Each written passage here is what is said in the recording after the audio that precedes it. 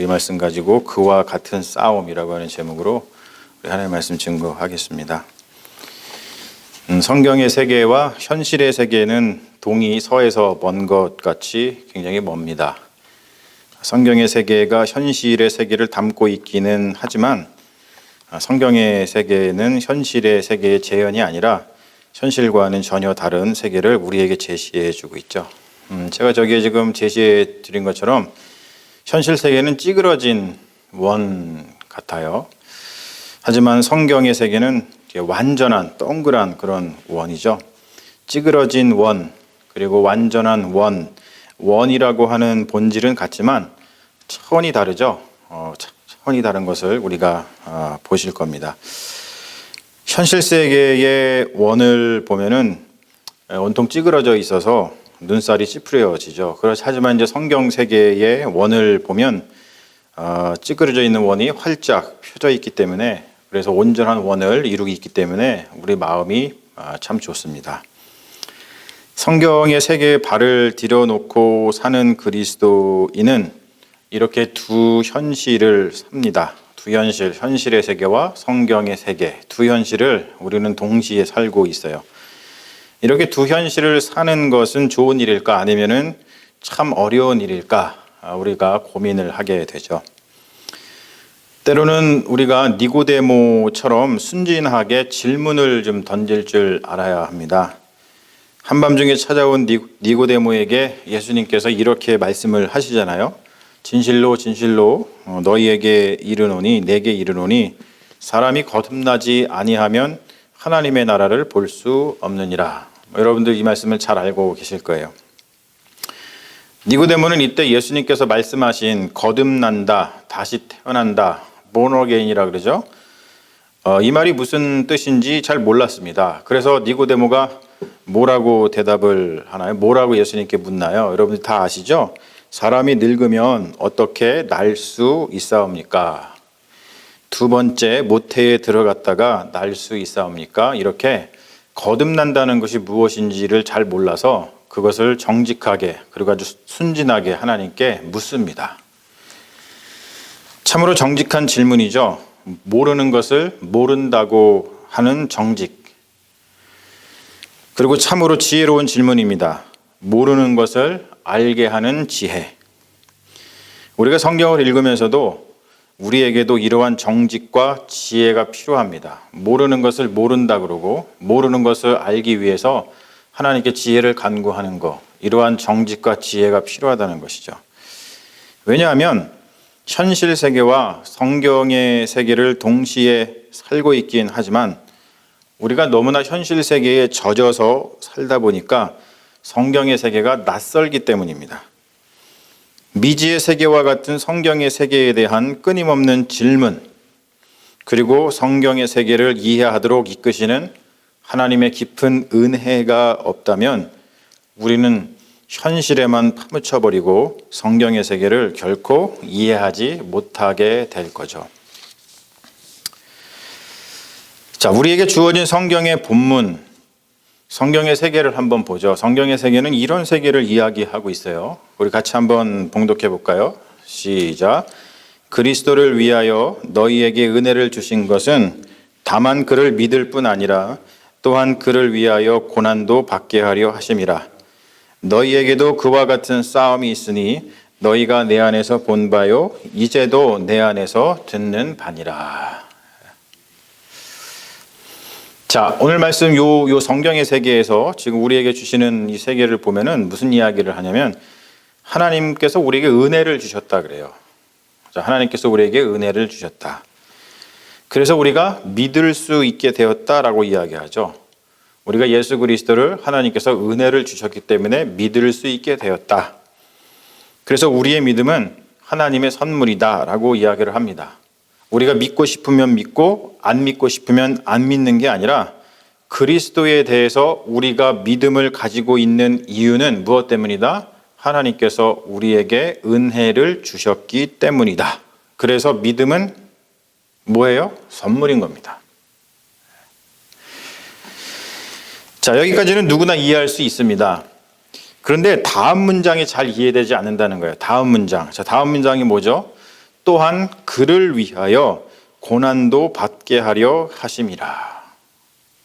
자, 이걸 한번 보십시오. 하나님은 우리에게 은혜를 주셨어요. 하나님이 우리에게 은혜를 주셨는데 그래서 우리가 예수 그리스도를 믿게 됐어요. 그런데 또 하나 뭔가를 얘기하세요. 더 나아가 하나님의 은혜가, 하나님께서 우리에게 은혜를 주셔가지고 우리가 고난을 받게 하신다라고 말씀합니다. 자, 여러분 생각해 보세요. 은혜가 있는데 그 은혜가 고난을 받게 해요. 여러분 이게 이해가 됩니까? 현실 세계에서 어떤 사람이, 여러분 현실 세계에서, 우리가 살고 있는 세계에서 어떤 사람이 나한테 와가지고 내가 당신한테 은혜를 베풀려고 합니다, 이렇게 얘기해 놓고서는 고난을 안겨줬어요. 자, 그런 사람이 있다면은 그런 사람을 우리는 뭐라고 지칭하죠? 네, 나쁜 놈 아니면 사기꾼이라고 이야기를 합니다. 은혜를 주신다고 해놓고서는 우리에게 고난을 주신대요. 이게 도대체 무슨 말일까?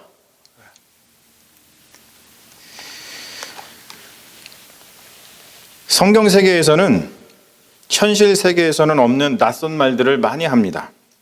바울은 자신의 신앙의 여정을 바라면서 자신이 하나님의 은혜로 예수 그리스도를 믿게 됐는데, 예수를 믿고 보니까, 예수 그리스도를 믿고 보니까, 그 은혜로 믿고 보니까 그 은혜에 의해서 고난도 당하더라, 이런 이야기를 합니다.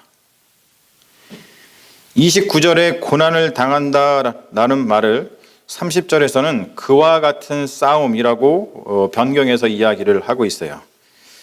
그러한 싸움이 바울 자기 자신의 삶에 가득한데, 바울을 통해서 빌립보 교회 공동체는 그 싸움이 무슨 싸움이고 어떠한지, 그리고 그거를 바울의 삶과 증언을 통해서 목격을 한다는 것이죠.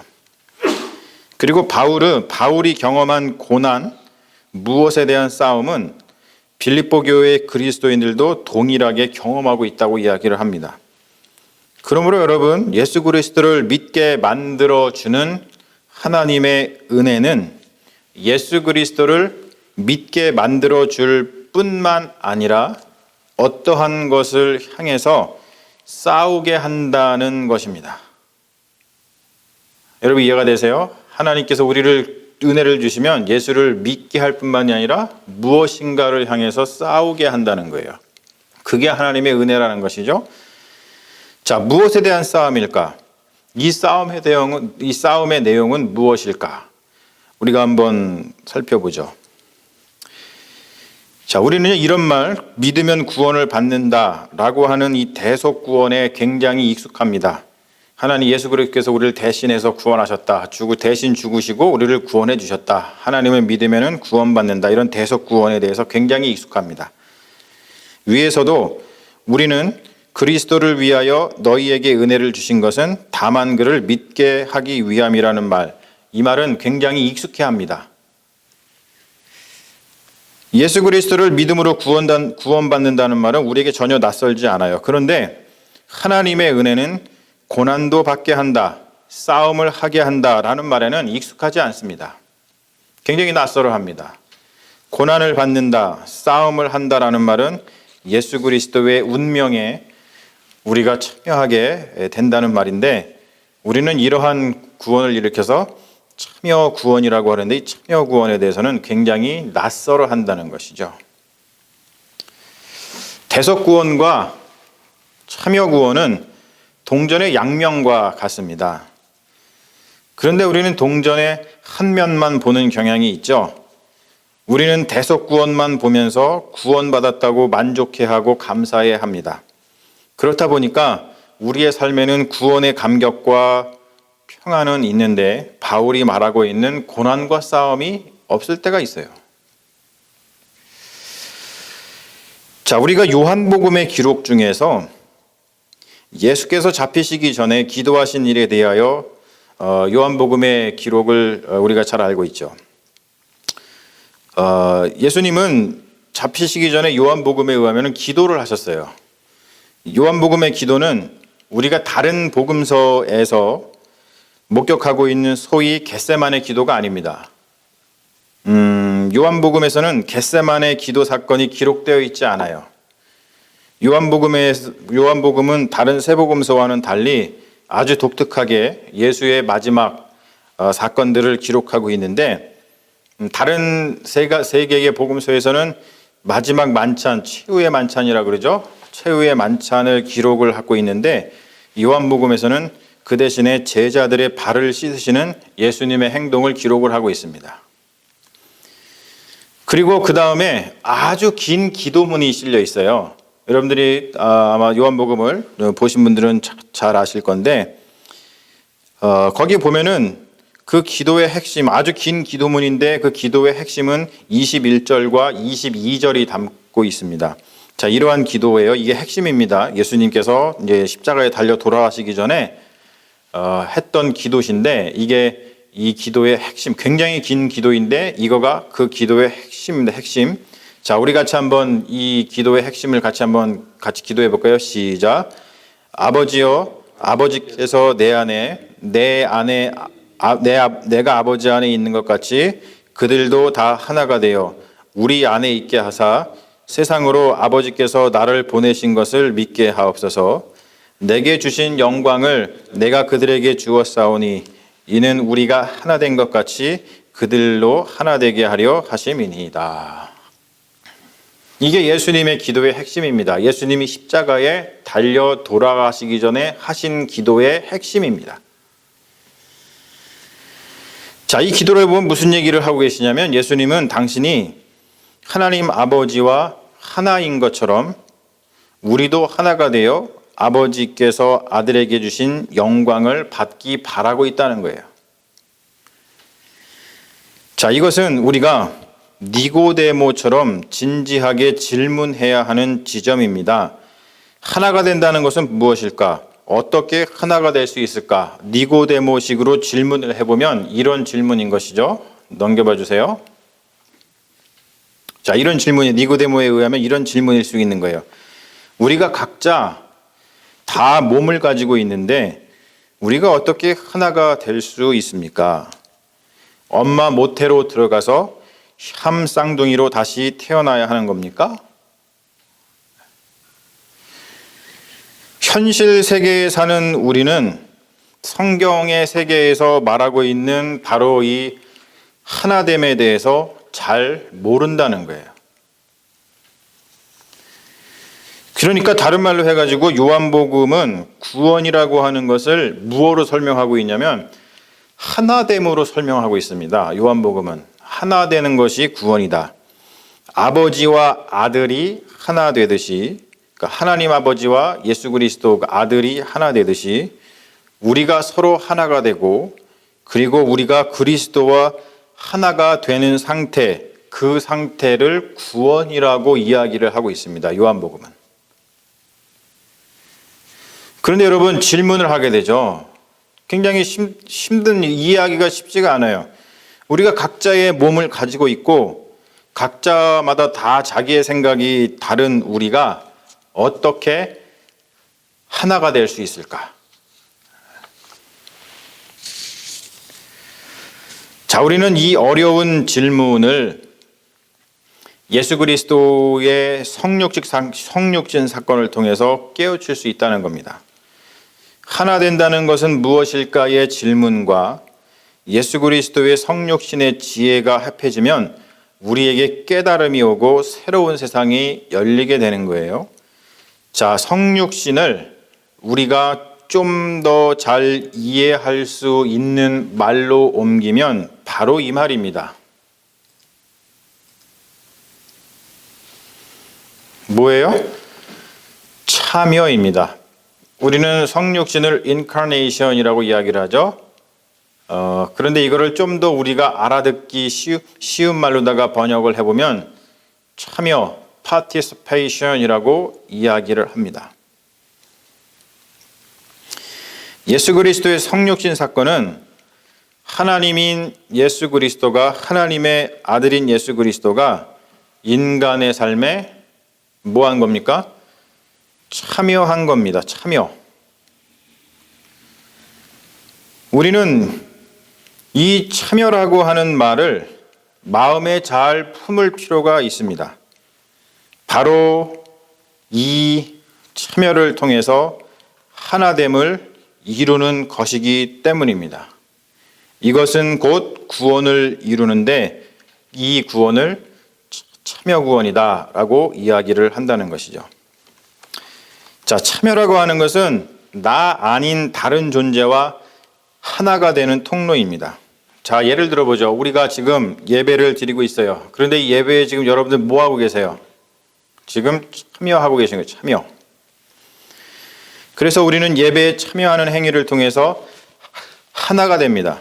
여러분과 저는 지금 하나예요. 왜 그렇습니까? 지금 제가 여러분께 하나님의 말씀을 선포하고 있는데 그 선포에 여러분들이 참여하고 있기 때문에 여러분과 저는 지금 하나가 된 것이죠. 성경 공부에 참여하면 여러분과 제가 하나가 되는 것이고 또 참여하고 있는 서로가 하나가 되는 겁니다. 교회에서 발생하고 있는 어떤 일, 그리고 교회에서 해야 하는 어떤 일에 참여하고 우리는 그 참여를 통해서 하나를 이룰 수 있다는 것이죠.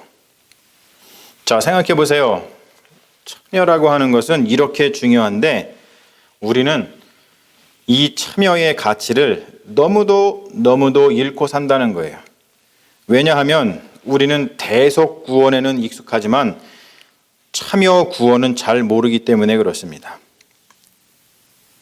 여러분 잘 들으십시오. 우리가 예수를 믿음으로 대속 구원을 받는 우리는 아주 오해하고 있는 것이 있는데 믿음으로 구원을 받았으니 이제 나는 구원받은 사람으로서 자유인이고 어떠한 일에 참여를 하고 안 하고는 나의 자유일 뿐더러 참여는 나의 구원과 별 상관이 없는 일이라고 생각을 합니다. 여러분 이것은 굉장한 오해라고 하는 것이죠. 다시 한번 말씀드릴게요. 예수를 믿음으로 대속 구원을 받은 우리가 오해하고 있는 것이 뭐냐면 우리가 믿음으로 구원을 받았으니까 이제 나는 구원받은 자유인이고 어떠한 일에 내가 참여를 하든 참여하지 않든 나의 자유일 뿐더러 참여는 나의 구원과는 상관이 없다라고 생각을 한다는 것이죠. 자, 그렇다 보니까 우리의 신앙의 여정에 고난과 싸움이 없다는 거예요. 우리는 그저 인생의 고난과 싸움을 말하고 경험할 뿐입니다. 다른 말로 해서 우리는 무엇을 입을까, 무엇을 마실까, 무엇을 먹을까에 대한 현실 세계에서의 고난과 싸움을 경험할 뿐이지 성경의 세계에 참여하여 그 참여로 인하여 받게 되는 고난과 싸움의 경험이 턱없이 부족합니다.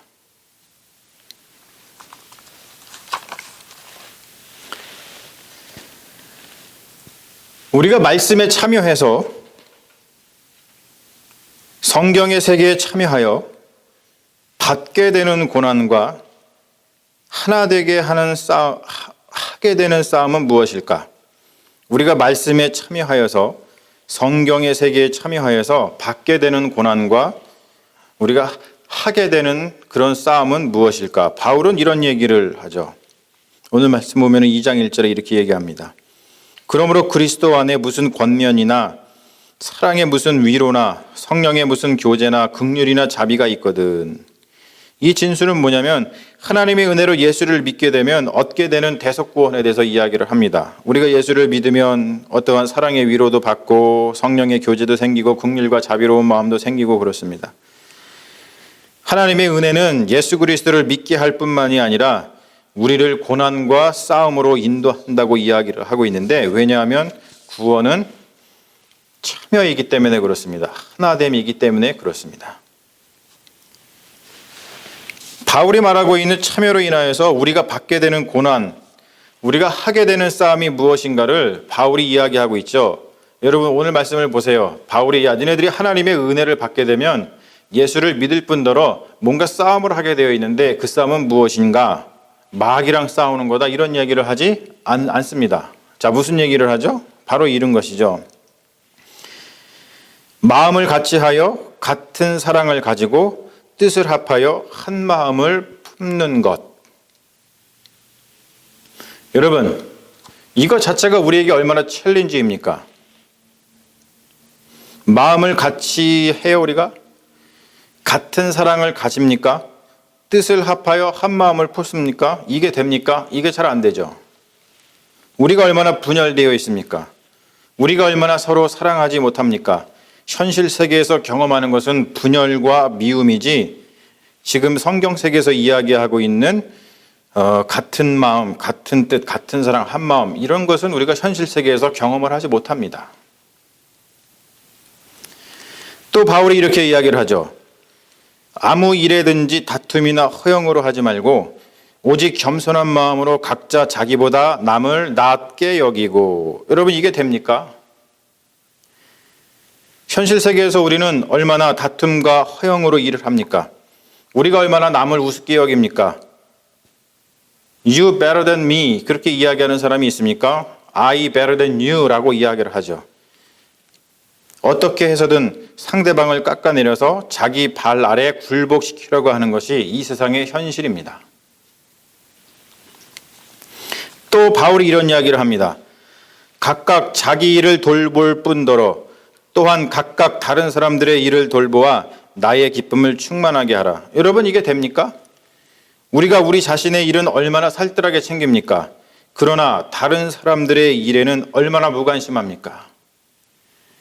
다른 사람들이 죽어나가도 눈 하나 깜짝 안 하다가도 자신의 이익에 조금이라도 손상이 가면 자기의 것을 지키겠다고 투쟁하는 것이 우리가 경험하는 현실 세계입니다.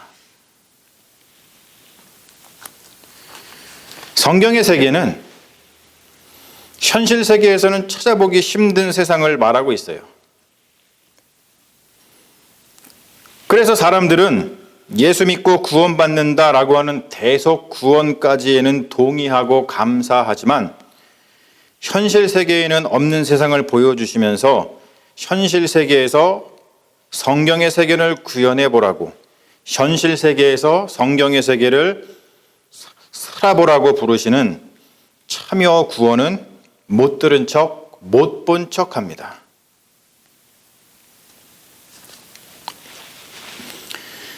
산길을 가던 순례자가 우연히 안타깝게도 호랑이를 만났습니다. 순례자가 하나님께 어떻게 기도했을까요? 하나님 제발 살려주세요. 이렇게 기도했을 겁니다. 자, 그 순간 호랑이도 기도했겠죠. 호랑이는 뭐라고 기도했을까요? 하나님, 일용할 양식을 주셔서 감사합니다. 이렇게 기도했을 거예요. 자, 하나님 제발 살려주세요 라고 말하는 순례자의 기도와 하나님 일용할 양식을 주셔서 감사합니다 라는 기도를 드린 호랑이의 기도 중 하나님은 누구의 기도를 들어주셨을까요? 호랑이가 순례자를 맛있게 잡수셨다 그래요. 그런데 여러분 한번 생각해 보세요. 만일 우리가 순례자가 이렇게 기도했으면 어떤 상황이 펼쳐졌을까? 순례자가 호랑이를 맞닥뜨렸을 때 하나님 저를 호랑이의 일용할 양식이 되게 하시니 감사합니다. 어떤 상황이 펼쳐졌을까요? 오히려 기적이 일어났을지 모르죠. 우리가 얘기하는 부활. 근데 우리는 이렇게 기도하지 않습니다. 우리는 이러한 기도를 말도 안 되는 기도라고 생각을 하지만 성경의 세계는 이렇게 말도 안 되는 것을 말하면서 거기에 뭐 하라고요? 참여하라고 우리에게 뭘 부어주신다고요? 은혜를 부어주신다는 거예요. 여러분 이게 미치겠는 거죠. 말도 안 되는 얘기를 하면서 그 말도 안 되는 것에 참여하라고 하나님께서 우리에게 은혜를 부어주신다는 거예요. 여러분 이게 말이 됩니까? 그러니까 우리가 갈등하게 되죠.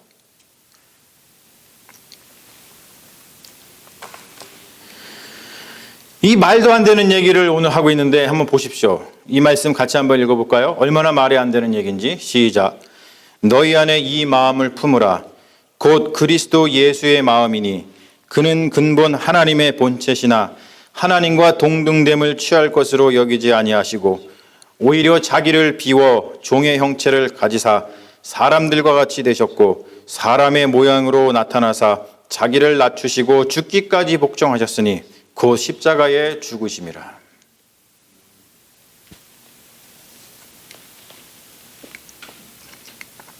우리의 삶에는 싸움이 많습니다. 그런데 그 싸움은 대부분 분열과 미움 때문에 생겨난 싸움. I am better than you 라고 말하면서 상대방보다 우위에 올라서려고 하면서 생긴 싸움. 남의 삶은 쳐다보지도 않으면서 내 이익만 추구하려다가 생긴 싸움들입니다. 그러나 여러분, 오늘 말씀을 보십시오. 우리에게는 이러한 싸움이 있습니까? 자기를 비워 종의 형체를 가지사. 우리에게 이러한 싸움이 있습니까? 호랑이를 만나면 주님 살려주세요 라고 기도하기는 쉬워도 주님 오늘 제가 이렇게 호랑이에게 일용할 양식이 되게 하시니 감사합니다 라고 기도드리는 것은 쉽지가 않습니다.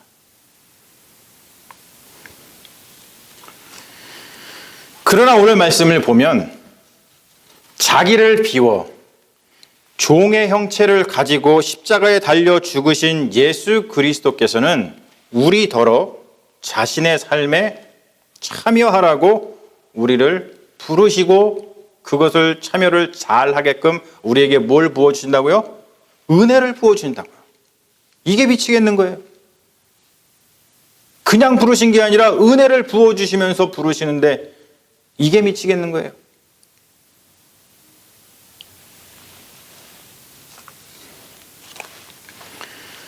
사랑하는 여러분, 무엇보다도 참여의 가치를 가벼이 여기지 않았으면 좋겠습니다. 지금 당장 우리가 예수님처럼 십자가에 달려 죽는 거대한 일, 거대한 참여, 이것은 할 수 없을지라도 아주 작은 것에서부터 시작했으면 좋겠어요. 그리고 무엇보다도 사랑하는 여러분 기억하십시오. 우리 그리스도인은 참여의 강력한 수단을 가지고 있는데 그게 바로 뭐냐면 기도입니다.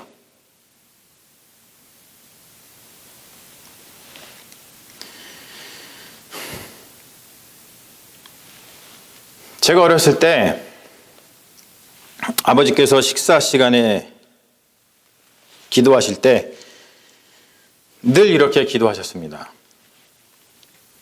나눠져 있는 식구들과 온 교우들 식탁 위에도 풍성한 은혜를 내려 주시옵소서.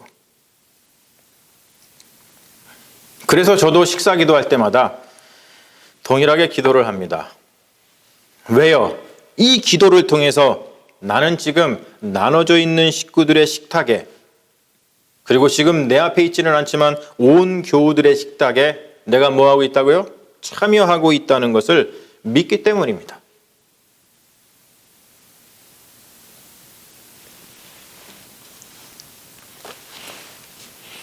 우리가 이렇게 기도하면서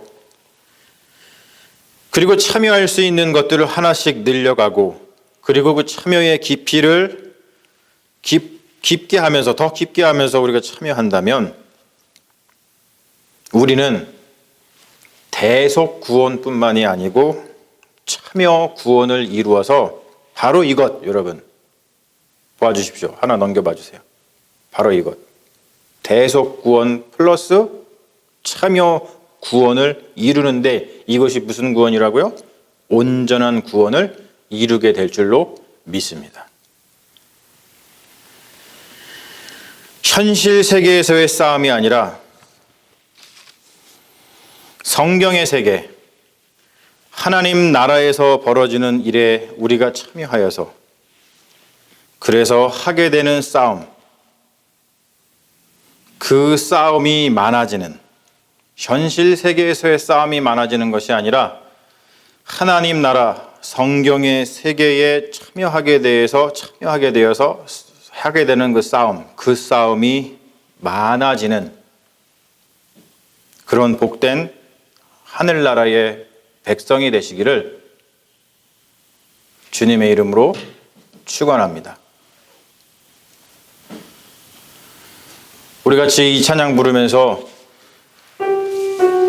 여러분 우리가 같이 다짐했으면 좋겠어요. 그렇구나. 내가 참여의 가치를 잃고 살았구나. 내가 참여의 가치를 잃고 살았구나. 주 보여 날 정결케 하고 주 보여 날 자유케 하니 주 앞에 나 예배하는 이 시간 나의 모든 것을 주께 드리네. 주의 손 날 위해 찢기셨고 주의 발 날 위해 박히셨으니 이제는 내가 사는 것이 아니요 오직 주를 위해 사는 것이라. 주의 손에 나의 손을 주의 손에 나의 손을 포개고 또 주의 발에 내 발을 포개요. 나 주와 함께 죽고 또 주와 함께 살리라. 영원토록 주 위에 살리라. 주의 손에 나의 손을 포개입니다. 주의 손에 나의 손을 포개고 또 주의 발에 나의 발을 포개요. 나 주와 함께 죽고 또 주와 함께 살리라. 영원토록 주 위에 살리라. 주 위에 살리라.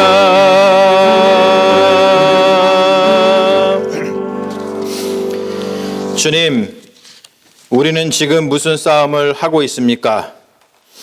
주님, 우리는 지금 대속구원에만 머물러 만족하며 참여구원을 못 본 채 하고 있는 것은 아닙니까? 하나님 아버지와 그 아들 예수 그리스도께서 하나이듯 하나가 되는 것이 하나님의 뜻인 줄로 믿습니다. 우리는 예수 그리스도께서 인간의 삶에 성육신 참여하심으로 우리와 하나 되어 우리를 구원하신 줄 믿습니다. 그 믿음에 따라 우리는 참여를 통하여 그리스도와 하나 되고 참여를 통하여 믿음의 형제들과 하나 되는 것을 믿습니다. 우리의 싸움이 이 현실 세계에서 세상을 따라가느라 발생하는 싸움이 되지 말게 하시고 종의 형체를 가지사 죽기까지 순종하시고 십자가에서 죽으신 예수 그리스도와 하나 되기 위하여 참여하느라 발생하는 싸움이 되게 하옵소서. 우리에게 날마다 은혜를 내려 주소서. 변함없으시고 멈추지 않으시는 주의 은혜를 우리가 받으면 우리가 이 하나님의 나라의 싸움을 잘 해 나갈 줄 믿습니다. 작은 참여에서부터 시작하여 장성한 참여에 이르도록 성령이여 우리를 도와주소서. 참여를 통해 우리를 당신과 하나 되게 하시고 참여를 통해 믿음의 지체들과 하나 되게 하시어 완전한 구원을 이루어 주신 우리 주 예수 그리스도의 이름으로 기도합니다. 아멘.